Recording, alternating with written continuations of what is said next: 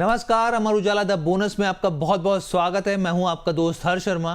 तो एक बार फिर आरबीआई के रेट कट से निफ्टी 26,200 पर आकर यहां पर खड़ा हो गया है। ऑटो की बात कर लीजिए, रियल एस्टेट या फिर बैंकिंग शेयरों में एक अच्छी रौनक देखने को मिली और ऐसे में बहुत सारी खबरें इस हफ्ते और उनको फिल्टर करके लाए हैं क्योंकि ओवरलोड था खबरों का, यहाँ पर ये समझिए। और ऐसे में कौन से स्टॉक्स हैं जो आपके पोर्टफोलियो पर सीधा इंपैक्ट करते हुए देखेंगे, क्या है खबरें और अगले हफ्ते किस तरीके से रिएक्शन जो है उसमें देखने को मिल सकता है, हर एक चीज़ पे खबर पे हम लोग चर्चा करेंगे।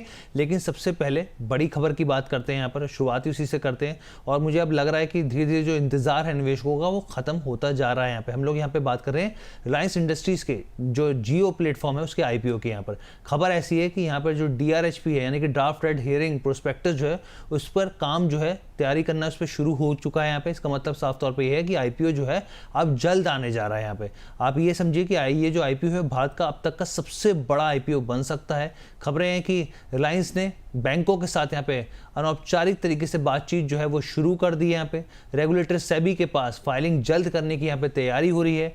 ड्राफ्ट फाइलिंग और बैंकर्स की जो औपचारिक नियुक्ति है उन पर जो नए आईपीओ नियम है वो लागू होने के बाद होगी और खास तौर पे न्यूनतम जो हिस्सेदारी डिल्यूजन की बात करें वो 2.5% तक कम करने की यहाँ पे अनुमति देखने को मिल सकती है यहाँ पे। और आप ये समझिए बैंकरों का अनुमान है, यहाँ पे तमाम तरह की रिपोर्ट्स हैं कि जियो का जो वैल्यूएशन है वो करीब 170 बिलियन डॉलर यानी कि करीब 15.3 लाख करोड़ के आसपास तक हो सकती है।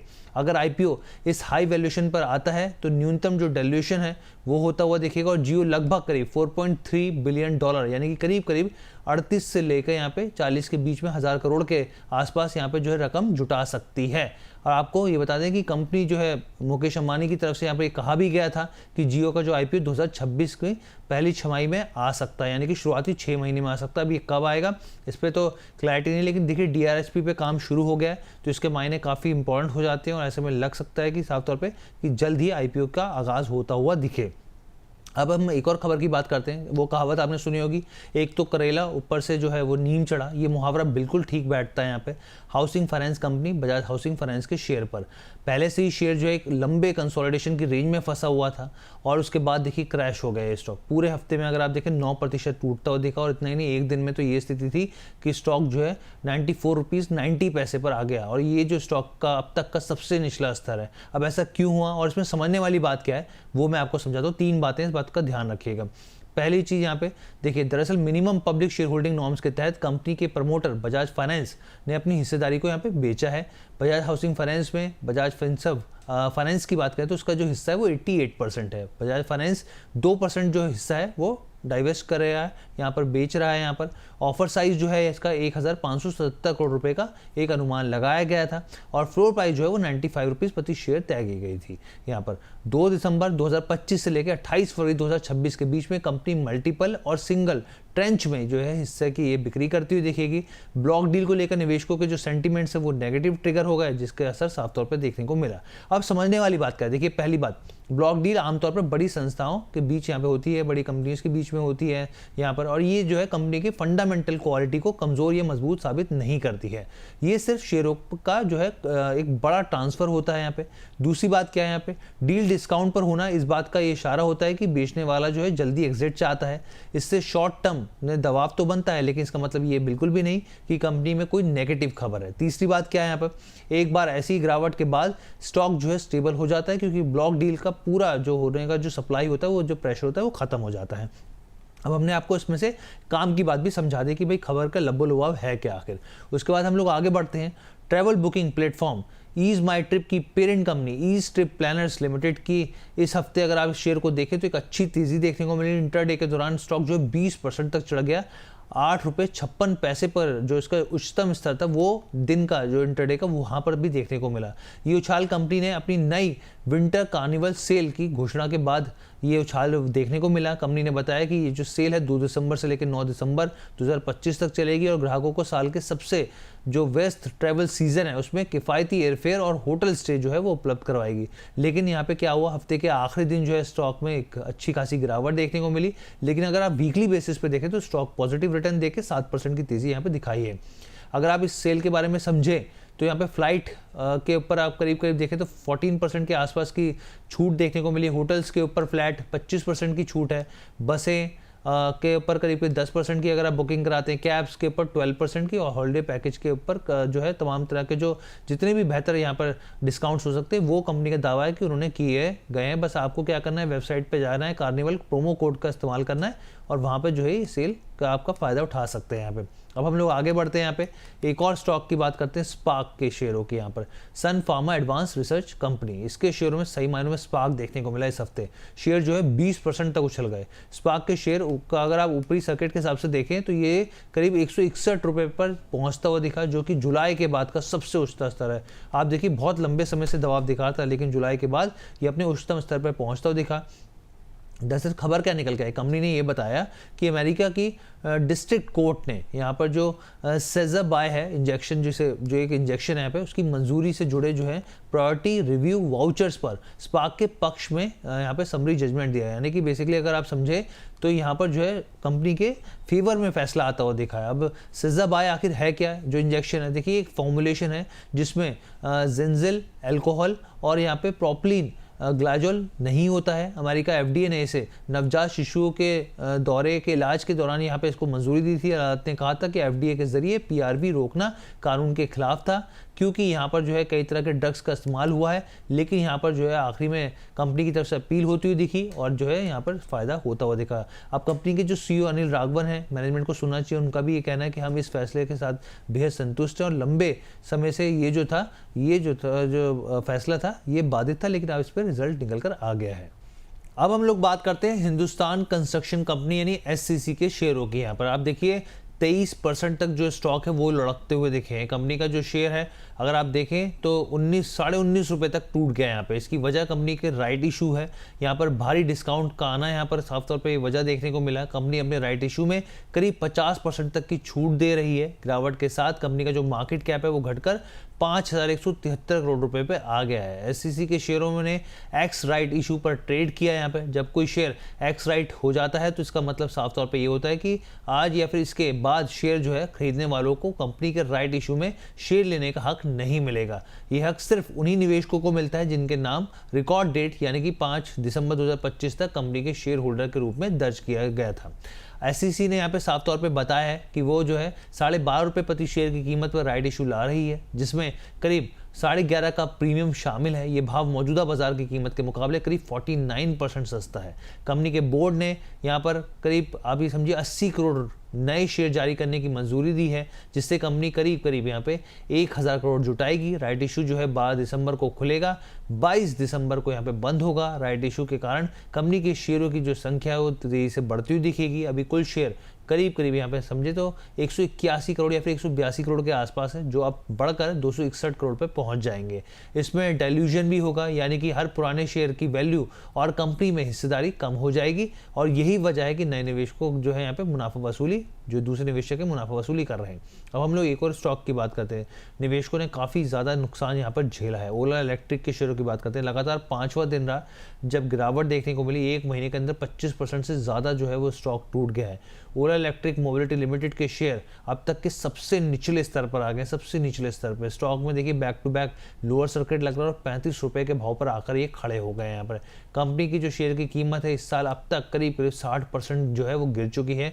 और आप ये देखिए कुल ट्रेडेड वॉल्यूम भी देखें तो 30 दिन के एवरेज के हिसाब से 4 गुना यहाँ पर जो है घटता हुआ दिखा है। अब ऐसे में निवेशक जो है क्यों इस तरह की यहाँ पे मुंह मोड़ते हुए दिख रहे हैं, तो देखिए पहली चीज़ तो साफ तौर पे बड़ी बात यह है कि ट्रस्ट जो है ग्राहकों का वो टूटता हुआ दिख रहा है। यहाँ पर आफ्टर सेल्स जो है, बैकलॉग जो है, वो तमाम तरह की जो चीज़ें हैं वो देखने को मिली। अब हालांकि कंपनी जो है उसको ठीक करने की कोशिश कर रही है। सर्विस रिबूट कंपनी ने सर्विस जो है शुरू की है, और इसके बावजूद जो है स्टॉक और निवेशकों की जो धारणा है वो बदलती हुई नहीं दिखी है। निवेशक इस ऑटो स्टॉक को लेकर धड़ाधड़ बेच रहे हैं। कंपनी की तरफ से ये जानकारी निकल के आई कि टीम जो है वो टेक्नीशियन और ऑपरेशनल स्पेशलिस्ट जो है उसने अपनी टीम में शामिल किए हैं, जो कि कोर लीडरशिप टीम लीड कर रही हैं, ताकि कंपनी के तेज़ी से बढ़ते इलेक्ट्रिक स्कूटर बेस के लिए पेंडिंग रिपेयर को पूरा किया जा सके। यहाँ पे और स्पेयर पार्ट की उपलब्धता को बेहतर बनाया जा सके। मार्केट एक्सपर्ट्स का साफ तौर पे कहना है कि देखिए 40 का जहाँ पे स्ट्रॉन्ग सपोर्ट था वो तो टूट गया है यहाँ पे, और जो है अभी करीब 35 के आसपास आके खड़ा हुआ है। तो एक्सपर्ट्स का कहना है कि अभी भी जो है स्टॉक में एक गिरावट दिख सकती है, 30 से लेकर 31 के भाव पर आ सकता है यहाँ पे, और जिन्होंने पोजीशन बनाई है वो यहाँ पे निकल सकते हैं। अब बात करते हैं कीन्स टेक्नोलॉजीज की, और इस शेयर की जो है जबरदस्त पिटाई देखने को मिली। 5 दिनों में 22% जो है स्टॉक टूटता दिखा, और 1 महीने के अंदर 32% ये नीचे आ गया। पूरा मामला क्या है समझते हैं। दरअसल घरेलू brokerage firm Kotak institutional equities की रिपोर्ट में कीन्स टेक्नोलॉजी की स्टैंड अलोन यहाँ पर एंटिटी और इसकी अहम सब्सिडरी में कंपनी के रिलेटेड पार्टी खुलासे की अनियमितताओं से जुड़ी जो है चिंता का जिक्र होता हुआ दिखा है। और अगर मैं इसको और आसान भाषा में समझाऊं तो देखिए कोटक इंस्टीट्यूशनल की तरफ से जो नोट आया है उसमें ये कहा गया है कि कीन्स टेक और इसके अलावा कीन्स इलेक्ट्रॉनिक्स मैन्युफैक्चरिंग और इसकी जो सब्सिडरी यहाँ पे स्क्रोमोको की तरफ से वित्त वर्ष 2025 में किए गए खुलासे में कई खामियां पाई गई हैं। ब्रोकरेज के मुताबिक जो स्क्रोमोको है उसके फाइलिंग के मुताबिक यहाँ पर कीन्स इलेक्ट्रॉनिक्स मैन्युफैक्चरिंग से इसने 180 करोड़ की खरीदारी की, लेकिन ये जो लेन देन है कीन्स इलेक्ट्रॉनिक्स मैन्युफैक्चरिंग को खुद के रिलेटेड पार्टी डिस्क्लोजर में नहीं दिखाया गया यहाँ पे। इसके अलावा आप ये भी समझिए कि स्मोको की तरफ से यहाँ पे कीन्स टेक को 320 करोड़ और कीन्स इलेक्ट्रॉनिक्स मैन्युफैक्चरिंग को 180 करोड़ के पेबल तो कीन्स टेक्नोलॉजी से इसमें दिखाए गए। 190 करोड़ के यहाँ पे रिसीवेबल्स का भी जिक्र हुआ, लेकिन कोटक का साफ तौर पे कहना है कि दूसरी तरफ कीन्स टेक का या फिर कहें कि कीन्स इलेक्ट्रॉनिक्स मैन्युफैक्चरिंग के संबंधित खुलासे में ये जानकारी नहीं दिखी। यानी कि आपस की सब्सिडरी में आप देखें जो लेन देन हुआ उसकी जानकारी पूरे तरीके से साफ नहीं हो पाई, ये अनियमितता की वजह बनती हुई देखी। और कोटक ने यह भी कहा स्क्रोमोको के लगभग सभी मौजूदा जो रिसीवेबल्स हैं इसकी पेरेंट कंपनी से जो बकाया है वो दिखाया गया है, जिसमें से करीब 45.5 करोड़ 1 साल से अधिक समय के से बकाया हैं। ब्रोकरेज फर्म का कहना है यहाँ पे इन खामियों की गहराई से यहाँ पे जांच होने की ज़रूरत है। हालांकि मैनेजमेंट ने आकर यहाँ पे आरोपों का खंडन किया, लेकिन उसके बावजूद जो है स्टॉक क्रैश होता हुआ दिखा, निवेशक संतुष्ट होते हुए नहीं दिखे हैं। तो ये जो है काफ़ी इंपॉर्टेंट खबर है, और ऐसे इतने बड़े स्टॉक की जब गिरावट आती है तो जाहिर सी बात है निवेशक सहम जाते हैं यहाँ पर। अब हम लोग एक और बड़ी खबर की बात करते हैं। सरकार के जरिए वोडाफोन आइडिया को एजीआर में जल्द राहत देने की अटकलों के बीच इस हफ्ते शेयरों की कीमत में शानदार तेजी देखने को मिली। स्टॉक पूरे हफ्ते 10% तक चढ़ता हुआ दिखा और 11 रुपये के करीब आकर खड़ा हो गया। इसके चलते आप ये देखिए इंडस टावर के शेयरों में भी 3% की तेजी आई, 416 के भाव पर ये पहुंचते हुए देखिए। दरअसल स्टॉक में जो तेजी बनी उसके पीछे की 2 वजह। पहली बात तो देखिए इस तरह की रिपोर्ट्स आई कि केंद्र सरकार आने वाले दिनों में टेलीकॉम कंपनी की एजीआर राहत सिफारिशों को फाइनल कर सकती है। हालांकि अभी तक सरकार की तरफ से कोई स्पष्टीकरण इस पर नहीं आया है, यहाँ पे कोई बयान नहीं आया है। लेकिन दूसरी बात क्या है, यहाँ पे दूसरी बात क्यों इतना बल मिला इस खबर को, यहाँ पर स्टॉक क्यों भागता दिखा। दरअसल केंद्रीय दूरसंचार मंत्री ज्योतिरादित्य सिंधिया ने संकेत दिया कि सरकार कंपनी के अतिरिक्त एजीआर बकाये से जुड़े राहत प्रस्तावों को आने वाले हफ्तों में अंतिम रूप दे सकती है। सिंधिया ने कहा कि दरअसल एक चैनल पे वो बात कर रहे थे, उन्होंने कहा कि सरकार जो है यहाँ पे औपचारिक अनुरोध का इंतजार कर रही है कंपनी की तरफ से, ताकि किसी भी राहत कदम पर आगे बढ़ा जा सके। उन्होंने बताया कि सुप्रीम कोर्ट का निर्णय हाल ही में आया है और इसलिए उसे सावधानीपूर्वक परखा जा रहा है, पढ़ा जा रहा है, समझा जा रहा है। और यहाँ पे सिंधिया के मुताबिक देखें तो मंत्रालय ये देख रहा है कि कोर्ट के जरिए निर्धारित कानूनी सीमाएं क्या हैं। उन्होंने कहा कि निर्णय का जो मूल्यांकन है वो ज़रूरी है, और ऐसे में क्या किया जा सकता है, किस तरीके से किया जा सकता है, क्या नहीं किया जा सकता, उसके ऊपर हम लोग डिस्कस करेंगे यहाँ पर। और यहाँ पे सिटी की भी रिपोर्ट निकल के आई। यहाँ पे सिटी का साफ तौर पे कहना है कि जो मंत्री जी ने यानी कि ज्योतिरादित्य सिंधिया ने उम्मीद बांधी है उससे वीआई के लिए एक राहत पैकेज की रूपरेखा जो है आने वाले दिनों में देखने को मिल सकती है। साल के आखिरी में ये जो है चीज़ें होती हुई दिख सकती हैं यहाँ पे। और ब्रोकरेज फर्म का ये भी कहना है कि सरकारी बकाये को छोड़कर वोडाफोन आइडिया का जो लेवरेज है, जो कर्ज है वो कम है। एजीआर राहत, मजबूत कैश फ्लो के साथ नई डेट जो फाइनेंशियल जुटाने की जो चीज़ें हैं उस पर कंपनी जो है वो आगे बढ़ रही है। अब हम लोग आगे बढ़ते हैं, एक और इम्पॉर्टेंट खबर की बात करते हैं। मतलब आप देखिए अनिल अंबानी के बुरे दिन जो है वो ख़त्म होने का नाम भी नहीं ले रहे, और ख़ास तौर पे ये जो आखिरी महीना है वो काफ़ी भारी पड़ रहा है। यहाँ पर प्रवर्तन निदेशालय यानी कि ईडी ने, एनफोर्समेंट डिपार्टमेंट ने अनिल अंबानी की रिलायंस ग्रुप कंपनियों के खिलाफ चल रही मनी लॉन्ड्रिंग जांच में एक और बड़ा कदम उठाते हुए 1120 करोड़ की नई संपत्तियों को अटैच किया है। ये जानकारी पीटीआई के हवाले से निकल कर आई। इस खबर के बाद शेयरों में भारी बिकवाली देखने को मिली। आप देखिए रिलायंस पावर का जो स्टॉक है वो 37 रुपये पर आ गया है, और रिलायंस इंफ्रास्ट्रक्चर का शेयर 154 रुपये पर आगे खड़ा हो गया, और लगातार दबाव देखने को मिल रही है। रिपोर्ट में देखिए ये निकल कर आया कि ईडी ने करीब 18 संपत्तियों को अस्थायी रूप से अटैच किया है। इनमें जो शामिल हैं यहाँ पे कौन कौन से शामिल हैं, बेलार्ड स्टेट स्थित रिलायंस सेंटर है, फिक्स डिपॉजिट है, बैंक बैलेंस जो कंपनी के हैं यहाँ पर, और रिलायंस अनिल अंबानी के यहाँ पे और भी बहुत तरह के जो इन्वेस्टमेंट्स है उससे जुड़ा ये पूरी चीज़ें जो है अटैच करते हुए देखें यहाँ पे ईडी ने। इसके अलावा रिलायंस इंफ्रास्ट्रक्चर की 7 संपत्तियाँ, रिलायंस पावर की 2 संपत्तियाँ, रिलायंस ग्रुप की दूसरी जो संपत्तियाँ हैं, टोटल 9 संपत्तियाँ जो है वो अटैच करते हुए दिखे हैं यहाँ पे इसमें। और इससे पहले भी एजेंसियों ने Reliance communication, Reliance commercial finance और रिलायंस होम फाइनेंस से जुड़े कई बैंक फ्रॉड मामलों में करीब 9,000 करोड़ की संपत्ति अटैच की थी। ताज़ा कार्रवाई जो है यहाँ पर कुल अगर आप देखें टोटल करते तो 10,170 करोड़ हो जाती है। ये जो ईडी है वो आरकॉम, अनिल अंबानी और उसके सहयोगियों के खिलाफ यहाँ पर जो सीबीआई है उसके ज़रिए दर्ज किए गए एफआईआर की भी जांच कर रही है। ये एफआईआर जो साल 2010-12 के बीच की गई थी। 40,185 करोड़ रुपए का कर्ज से संबंधित ये मामला है और धोखाधड़ी का साफ तौर पर मामला निकल कर आया है। अब हम लोग एक और बड़ी खबर की बात करते हैं। अब ये देखिए 6 ट्रेडिंग सेशन में इंडिगो की parent company inter globe aviation limited का जो मार्केट कैपिटलाइजेशन है वो 21,000 करोड़ जो है वो साफ हो गया है यहाँ पे। और आप ये देखिए कि इसकी वजह से एविएशन कंपनी में चल रही दिक्कतें, फ्लाइट कैंसिलेशन है यहाँ पर। स्टॉक एक्सचेंजों के डाटा से पता चलता है कि इंटर ग्लोब एविएशन के स्टॉक में 5 दिसंबर को लगातार छठे दिन यहाँ पे गिरावट देखने को मिली। 6 दिनों में 9% गिर गया ये। और आप ये देखिए कि स्टॉक का जो प्राइस है 2.9 लाख से ज़्यादा रिटेल शेयर होल्डरों को प्रभावित करता है यहाँ पर। तो इसलिए आप देखिए कितना बड़ी संख्या है यहाँ पे। और आप भाव देखिए, भाव जो है 5,267 रुपये के आसपास और वहाँ तक पहुँचता हुआ दिखा है यहाँ पर। और शेयर की कीमत अगर आप यहाँ पे देखें, इसके पीछे गिरावट की वजह देखें तो देखिए यहाँ पे कई खबरें और निकल के आई। Directorate general of civil aviation यानी कि डीजीसीए ने यहाँ पे उड़ान ड्यूटी मापदंडों में ढील यहाँ पे दी है। पायलटों की छुट्टियों की जगह वीकली यहाँ पे रेस्ट पीरियड लेने की इजाज़त दी है। कंपनी का जो मार्केट कैप है 2 लाख करोड़ से ज़्यादा का है यहाँ पे। और शेयर जो है एक साल में 23% मजबूत होता हुआ दिखा। लेकिन पिछले 2 दिनों में आप देखिए 500 से ज़्यादा उड़ानें जो है रद्द हुई हैं और इससे देश भर के एयरपोर्ट में अफरा तफरी मच गई। परेशान यात्री इधर उधर से जानकारी ले रहे हैं, इधर उधर भाग दौड़ कर रहे हैं यहाँ पे। उनकी ट्रैवल प्लान जो है वो पूरी तरीके से अस्त व्यस्त हो गए यहाँ पे। और इंडिगो ने ये भी जानकारी दी कि दिल्ली हवाई अड्डे से जाने वाली अभी जो सभी उड़ानें हैं वो आधी रात तक के लिए रद्द कर दी गई हैं। अब देखिए कितना ज़्यादा हौच-पौच स्थिति देखने को मिल रही है और इंडिगो से इस तरह की उम्मीद नहीं थी यहाँ पर।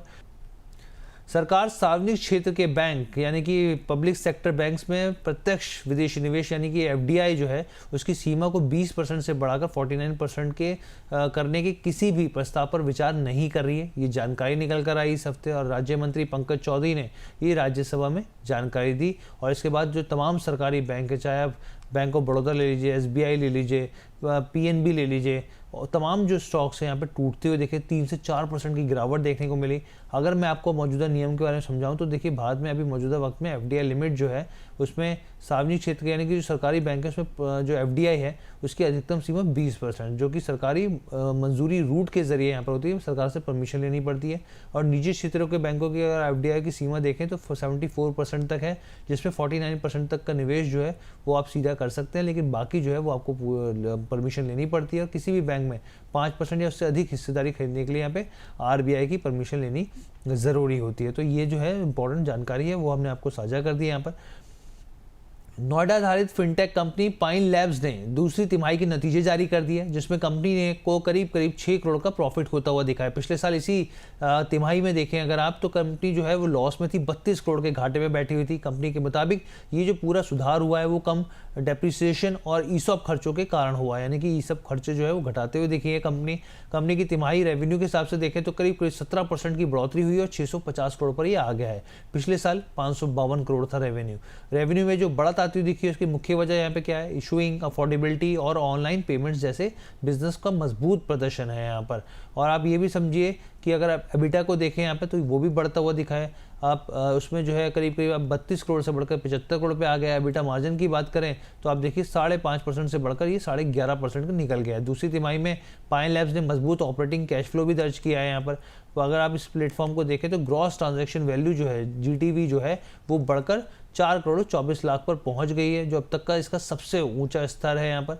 और प्लेटफॉर्म ने 1 मिलियन से अधिक जो है मर्चेंट का आंकड़ा भी पार किया है। स्टॉक में अच्छी तेज़ी देखने को मिली, लेकिन उसके बाद फिर दबाव भी देखने को मिला है। उसके बाद हम लोग आगे बढ़ते हैं। ब्रिटिश अमेरिकन टोबैको बैट से जुड़े शेयर धारक जो है यहाँ पर आईटीसी होटल में अपनी लगभग 7% हिस्सेदारी ब्लॉक डील के जरिए बेचते दिखे इस हफ्ते, जिसकी कुल कीमत जो है यहाँ पे करीब 2998 करोड़ बताई जा रही है। इस लेन देन का जो फ्लोर प्राइस है वो 205 रुपये 65 पैसे है प्रति शेयर के हिसाब से, जो कि करीब करीब 1% डिस्काउंट पे पिछले बंद के भाव के हिसाब से यहाँ पे देखें तो। शेयर बेचने वाली संस्थाओं में आप ये देखिए टोबैको मैन्युफैक्चरिंग लिमिटेड है, यहाँ पे मिडल्टन इन्वेस्टमेंट कंपनी है और साथ ही यहाँ पे रोथमैन्स इंटरनेशनल एंटरप्राइजेज लिमिटेड शामिल है। ये तीनों जो है बैट ग्रुप का हिस्सा ही है, उनकी सब्सिडियरी है, जिसकी आईटीसी होटल्स में फिलहाल लगभग 15.5% के आसपास की हिस्सेदारी है। और इस डील में 60 दिन का लॉक इन पीरियड होगा, जो कि यहाँ पर जो है विक्रेताओं और उनकी सहयोगी कंपनियों पर लागू होगा। डील से मिलने वाली रकम का जो इस्तेमाल है अपने यहाँ पे जो टारगेट है करीब करीब 2.5x के आसपास, यानी कि 2.5x एडजस्टेड नेट डेट और एडजस्टेड एबिटा लिवरेज जो है कनाडा को छोड़कर यहाँ पे दायरे में होता हुआ दिखेगा। यहाँ पे 2026 के आखिर तक ये पूरा पहुँचता हुआ स्थिति देखने को मिल सकती है। इस हफ्ते पेट्रोनेट LNG भी जो है शेयरों में बने, खबरों में बने रहे और शेयरों की अगर हम लोग बात करें तो 4% जो है चढ़ के 280 के भाव पर हाई लगाते हुए दिखे। दरअसल खबर क्या निकल के आई, पेट्रोनेट LNG और ONGC ने इथेन अनलोडिंग, हैंडलिंग और संबंधित सेवाओं के लिए 15 साल की बाइंडिंग एग्रीमेंट साइन किया है। एक होता है नॉन बाइंडिंग, एक होता है बाइंडिंग। तो यहाँ पर जो है बाइंडिंग यानी कि आप बाधित हैं उसके लिए, तो ये एग्रीमेंट जो है वो साइन करते हुए देखें। इस लॉन्ग टर्म अरेंजमेंट के तहत यहाँ पे पेट्रोनेट LNG को कॉन्ट्रैक्ट की अवधि में लगभग 5,000 करोड़ का ग्रॉस रेवेन्यू मिलने की उम्मीद है।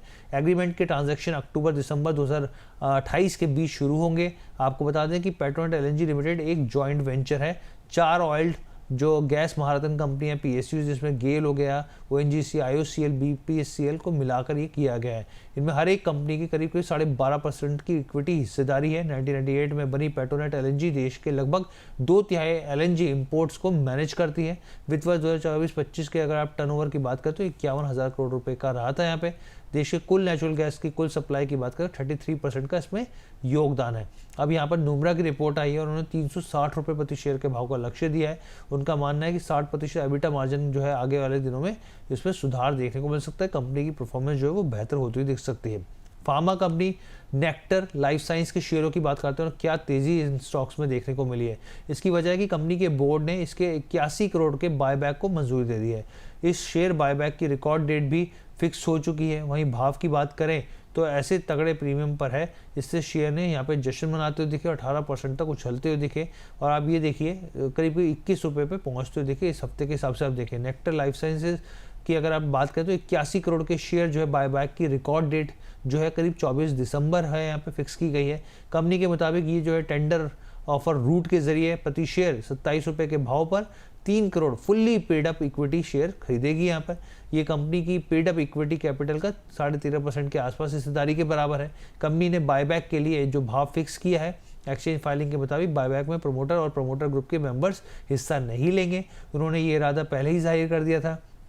इस बायबैक के लिए कंपनी ने मास्टर कैपिटल सर्विसेज को मैनेजर नियुक्त किया है। चालू वित्त वर्ष 2026 की दूसरी तिमाही जुलाई सितंबर 2025 में कंपनी का जो शुद्ध घाटा भी सालाना आधार पर 5.5 करोड़ से बढ़कर 176 करोड़ हो गया है। तो देखिए हमने आपको 360 डिग्री जानकारी दे दी, ना सिर्फ कंपनी का फैसला है और जो नतीजा है उसके बारे में भी आपको पता चल गया। इस हफ्ते रुपया जो है 90 रुपये प्रति डॉलर पर पहुँचता हुआ देखा और इसका असर जो है भारत की कई कंपनियों पर देखने को मिला। एक तरफ तो IT और फार्मा के लिए काफ़ी बेहतर हुआ क्योंकि एक्सपोर्ट ड्रिवन सेक्टर है, उसमें बढ़त मिलती दिखती है। दूसरी ओर एविएशन और डॉलर कर्ज वाली जो कंपनियां उस पर दबाव देखने को मिला। इंडिको पे तो वैसे ही दबाव देखने को मिल रहा है, ऊपर से यहाँ पर एक और झटका मिला जो फॉरेक्स लॉस के कारण यहाँ पर 2,582 करोड़ का घाटा होता दिखा। जबकि हुडको की बात करें तो विदेशी मुद्रा में उतार चढ़ाव की वजह से 176 करोड़ का यहाँ पर नुकसान होता हुआ दिखा और जिसकी वजह से यहाँ पे अस्थिरता देखने को मिली। देखिए इंडिको जो है फॉरेक्स लॉस का मामला है पूरा यहाँ पर, क्योंकि आप ये समझिए कि कंपनी जो है कई तरीके से डील करती है जिसका इम्पैक्ट यहाँ पर देखने को मिलता है। लेकिन दूसरी कंपनी यहाँ पर जो housing and urban development corporation हुडको भी विदेशी मुद्रा के उतार चढ़ाव का इम्पैक्ट इसमें भी देखने को मिला। FY26 की पहली छमाही में 176 करोड़ का नुकसान हुआ, जबकि पिछले साल इसी के हिसाब से देखें तो ये जो था लॉस था वो जीरो था। कंपनी की बैलेंस शीट पर लगभग 10,000 करोड़ के ECB यानी एक्सटर्नल कमर्शियल बोरोइंग जो है वो ली गई है। कंपनियां जो है बैंक जो है वो इस तरह के एक्सटर्नल कमर्शियल बोरोइंग लेते हैं, लेकिन इसका असर इस तरीके से भी देखने को मिल सकता है। अब हम लोग बात करते हैं निफ्टी बैंक इंडेक्स में बड़े बदलाव का ऐलान हो गया है। एनएससी ने बताया कि 31 दिसंबर 2025 से इंडेक्स में 2 नए बैंकों की एंट्री होगी। अब इंडेक्स में 12 स्टॉक हैं और बदलाव के बाद ये 14 पर पहुंच जाएंगे। एनएससी के नोटिस के अनुसार येस बैंक और यूनियन बैंक ऑफ इंडिया को इंडेक्स में शामिल किया जाएगा, जिसके बाद इन स्टॉक्स में एक अच्छी तेजी देखने को मिली। ये कदम सेबी के नए वेटेज गाइडेंस के तहत उठाया गया है। यहाँ पे इसका मकसद इंडेक्स में डाइवर्सिफिकेशन को बेहतर बनाना और वॉलेटिलिटी को कम करना है। सेबी के नए नियमों के मुताबिक निफ्टी बैंक में जो शीर्ष 3 बड़े जो टॉप बैंक हैं उनके वेटेज की सीमा तय की गई है। अभी इनकी वेटेज देखें तो 60% के आसपास है, लेकिन नई गाइडलाइंस के साथ ये जो है घटाकर 43% 43% कर देंगे। नई वेटेज के मुताबिक एचडीएफसी बैंक का जो वेटेज होगा वो 27 साढ़े 27% से घटाकर करीब 19% होगा, जबकि आईसीआईसी का वेटेज देखेंगे तो 23% से घटकर 14% आ जाएगा। वहीं दूसरी ओर सार्वजनिक और मिड कैप बैंकों के वेटेज में बढ़ोतरी देखने को मिली। एसबीआई का वेटेज 9.4% से बढ़कर 10% पे आ गया है। एक्सिस का वेटेज जो है 9.1% से बढ़कर 9.3% पे पहुंचता हुआ दिखेगा। बैंक ऑफ बड़ौदा का वेटेज 3.2% से बढ़कर 4.8% आ जाएगा। तो ये तमाम जानकारी है जो वेटेज के हिसाब से आपको समझना बहुत ज़रूरी था, इसलिए हम लोग लेकर आए यहाँ पर। ओवरऑल आपको पूरा शो कैसा लगा? आप कुछ अगर इसमें ऐड ऑन करना चाहें किसी स्टॉक स्पेसिफिक पे जो हम लोग अगले हफ्ते ले सके तो ज़रूर बताइएगा। फिलहाल के लिए मुझे इजाज़त दीजिए। बहुत बहुत धन्यवाद।